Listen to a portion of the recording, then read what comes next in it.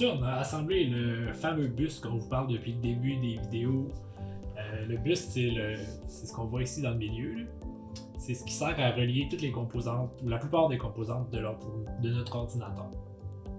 Donc on voit ici, chacun des composantes est connecté avec des fils qui s'en vont toutes sur les mêmes 8 lignes qu'on a qui passent verticalement.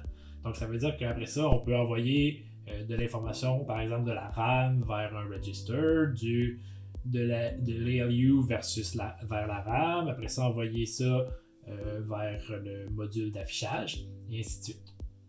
Donc ce qu'on a fait, c'est qu'on a mis en place les derniers boards que ça va prendre pour l'ordinateur, et on a mis aussi une petite série de LED ici en haut qui nous montre les données qui vont être sur le bus. Donc je vais faire un exemple rapide.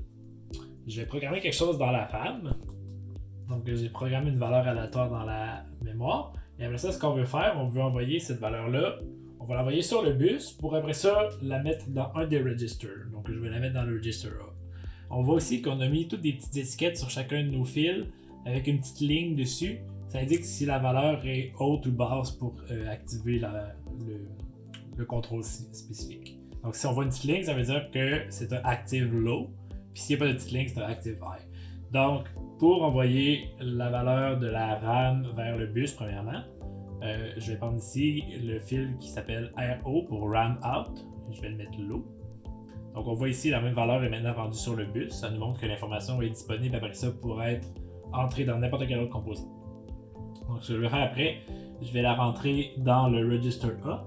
Et donc pour la rentrer dans le register A, il faut que je prenne le fil ici qui s'appelle AI pour A-in. Donc je le mets ici comme ça. Et là il ne se passe rien parce qu'on sait que ça prend une pulsation d'horloge pour déclencher un transfert d'information. Donc j'ai fait la pulsation d'horloge. On voit maintenant que la valeur est rendue dans le register A. Je pourrais arrêter maintenant d'envoyer la valeur sur le bus. Donc on voit la valeur est ici. Et je pourrais arrêter de lire sur le bus parce qu'on n'a plus besoin de lire. La valeur est maintenant enregistrée dans le register. Ce qu'on voudrait faire après, on pourrait prendre la valeur qui est dans le register A, mais en fait on pourrait prendre la valeur qui sort de l'ALU, qui est comme présentement la même valeur parce que l'ALU il est toujours en train d'additionner le register A et le register B. Donc on pourrait prendre cette valeur-là, l'envoyer sur le bus. Donc là il faut que je trouve le bon fil qui est sum out, ici. Donc si je le change, on voit ici on a la même valeur qui s'en va sur le bus. Et après ça, on pourrait envoyer cette valeur-là dans notre affichage numérique. Donc, pour changer ça, on va prendre le fil ici qui s'appelle OI pour Output In. C'est un peu mélangeant. En fait, non, c'est même pas vrai. C'est pas. Oui, ça devrait être celui-là. C'est vrai. Il manque une pulsation d'horloge pour que ça se passe parce que c'est un register. Donc, si je fais une pulsation d'horloge ici, on voit que ma valeur aléatoire c'était 170 finalement. Et on a transféré la valeur qui était dans les LU vers l'affichage numérique. La prochaine étape qui va nous rester à faire pour l'ordinateur, vous voyez là, tous ces fils-là, je les contrôle tous un après l'autre à la main, donc il faut que je pense d'activer un, de désactiver l'autre.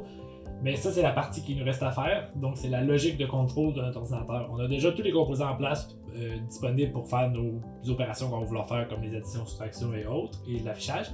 Donc il va nous rester à gérer tout ce qui va être ici, ça va être la logique de contrôle pour notre ordinateur. Donc ce qui va dire qu'automatiquement, on va écrire un programme qui va effectuer les opérations que je fais présentement manuellement avec les petits fils.